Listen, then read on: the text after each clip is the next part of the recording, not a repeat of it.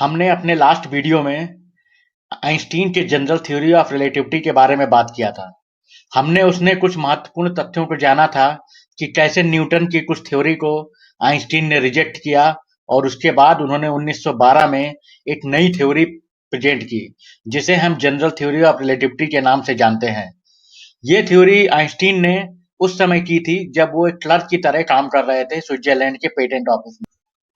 अगर आपने इसके पहले का वीडियो नहीं देखा है तो मैं रिकमेंड करूंगा कि आप ये वीडियो देखने से पहले हमारा पुराना वीडियो देख लीजिए, जिसमें हमने जनरल थ्योरी ऑफ रिलेटिविटी को कुछ फैक्ट्स के बारे में बताया है।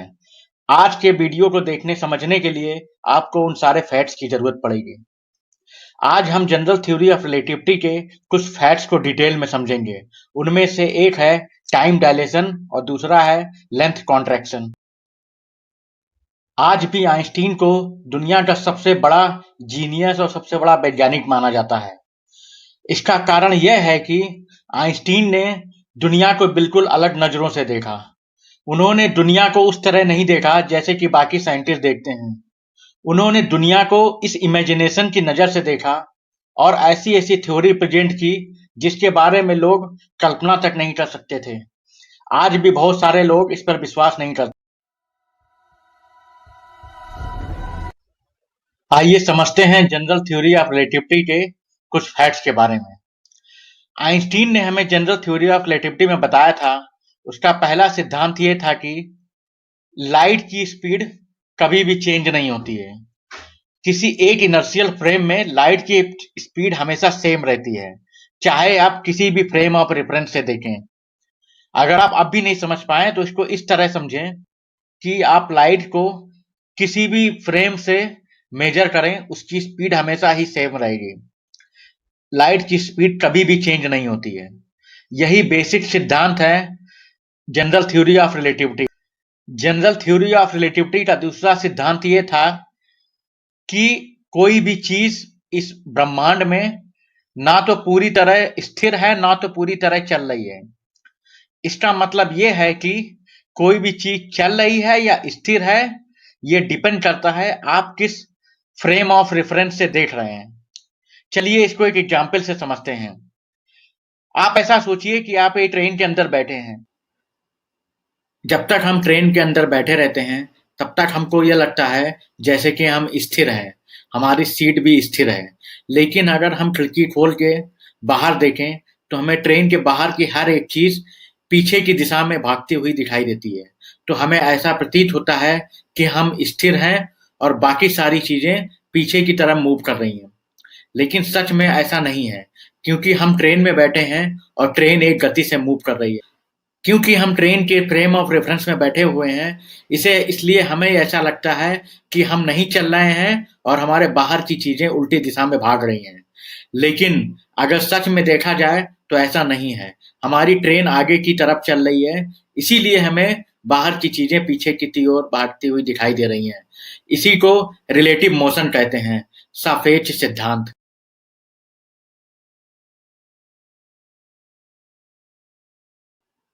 अब अगर प्लेटफॉर्म पर बैठा हुआ कोई आदमी उसी ट्रेन को बाहर से देखता है तो उसे ट्रेन मूव करती हुई दिखाई देती है और वो आदमी स्थिर होता है।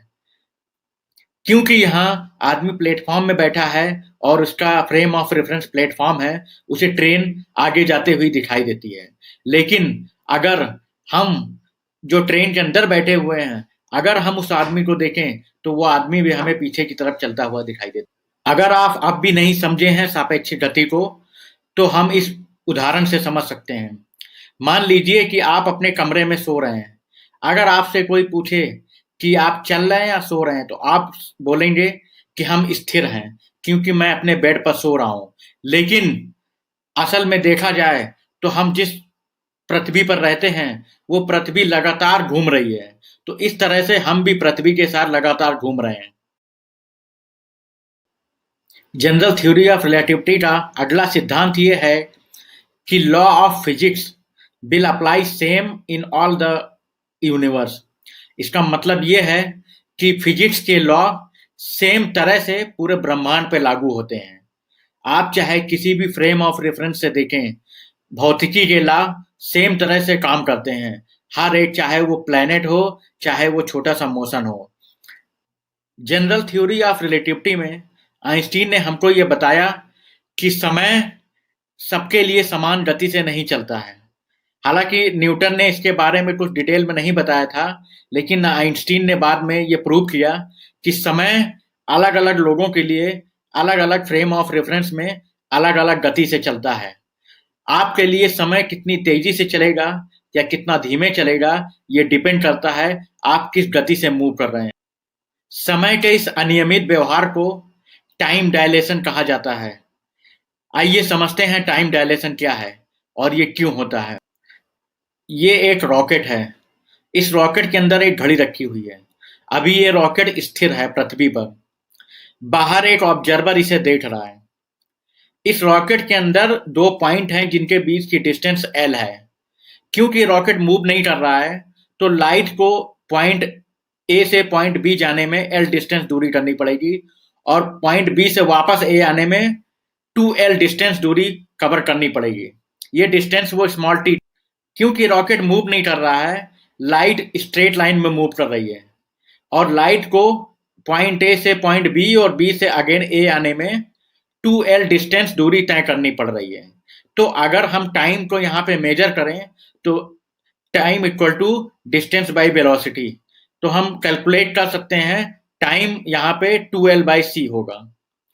चलिए अब देखते हैं बाहर खड़े ऑब्जर्वर को कैसा प्रतीत होगा।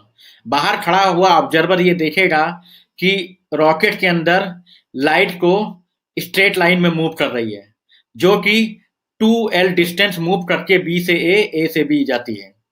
तो हम इजीली टाइम निकाल सकते हैं। यहाँ पे क्योंकि रॉकेट स्थिर है, इसीलिए लाइट के पाथ में कोई भी डिस्टॉर्शन नहीं हुआ है, तो हम टाइम को मेजर कर सकते हैं। अब अगर हम सेम एक्सपेरिमेंट में रॉकेट को बी गति से आगे चलाएं, तो हम यहाँ देख सकते हैं रॉकेट बी गति से आगे चल रहा है। रॉकेट के अंदर एक घड़ी रखी हुई है। बाहर खड़ा ऑब्जर्वर उसे बाहर से देख रहा है। यहाँ पे भी पॉइंट ए पॉइंट बी के बीच की दूरी कैपिटल एल है, लेकिन क्योंकि रॉकेट बी गति से आगे चल रहा है, इसीलिए अब लाइट को स्ट्रेट के बदले उसे ज्यादा डिस्टेंस, अब लाइट को पॉइंट ए से पॉइंट बी और बी से ए अगेन आने पर पहले से ज्यादा दूरी तय करनी पड़ रही है। क्योंकि पहले इस लाइट की पाथ स्ट्रेट लाइन में थे, लेकिन अब क्योंकि रॉकेट भी v गति से आगे बढ़ता जा रहा है, इसीलिए लाइट का पाथ अब सीधा नहीं है। अब हम यहाँ ट्रिग्नोमेट्री के फॉर्मूले से देख सकते हैं कि लाइट को ज्यादा डिस्टेंस चलना पड़ा। अब अगर हम टाइम को कैलकुलेट करना चाहते हैं, तो टाइम का सेम फार्मूला यहाँ भी यूज कर सकते हैं। Time equal to distance by velocity. क्योंकि हम जानते हैं कि लाइट की स्पीड हमेशा सेम रहती है, चाहे वो किसी भी फ्रेम ऑफ रेफरेंस से चेक करें। तो क्योंकि अब डिस्टेंस बढ़ गई है, लेकिन लाइट की स्पीड अभी भी वही है, तो टाइम कम हो जाएगा। अब अगर हम बाहर खड़े हुए ऑब्जर्वर से पूछें, तो वो हमें ये बताएगा कि उसके रेफरेंस से देखने पर रॉकेट के अंदर का टाइम स्लो चल रहा है, क्योंकि यहाँ पे लाइट को ज्यादा डिस्टेंस चलना पड़ रहा है। और क्योंकि हम जानते हैं कि लाइट की स्पीड अभी भी सेम गति से चलेगी, इसलिए टाइम कम हो जाएगा। तो रॉकेट के अंदर बैठे हुए लोगों को कोई भी फर्क नहीं पड़ेगा, उनको पता भी नहीं चलेगा कि उनका टाइम स्लो चल रहा है। लेकिन रॉकेट के बाहर खड़े हुए ऑब्जर्वर के हिसाब से रॉकेट के अंदर का समय अब धीरे चलने लगेगा।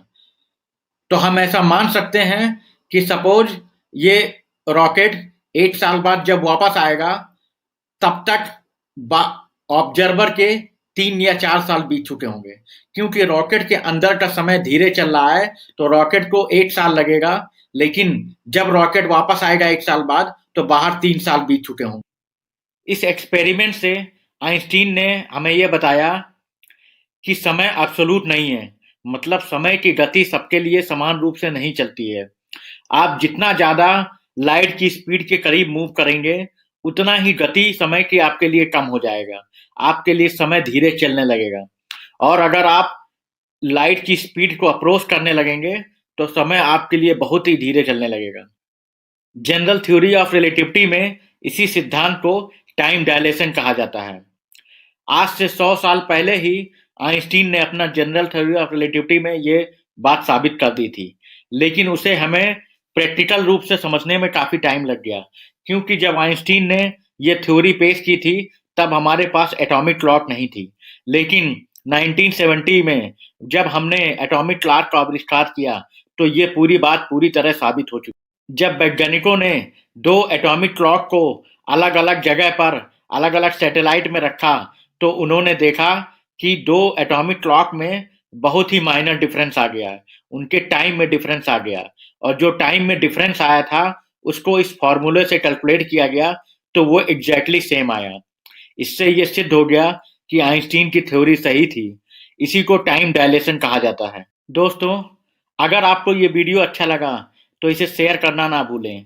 आप कमेंट सेक्शन में जाकर हमें बता सकते हैं आपको ये वीडियो कैसा लगा, और अगर आप कोई और भी टॉपिक्स कवर करना चाहते हैं तो आप कमेंट सेक्शन में हमें ज़रूर लिख सकते हैं। हम अपने नेक्स्ट वीडियो में उसको ज़रूर शामिल करेंगे। हम अपने अगले वीडियो में लेंथ कॉन्ट्रैक्शन के बारे में समझेंगे, जो कि जनरल थ्योरी ऑफ रिलेटिविटी का एक सिद्धांत है।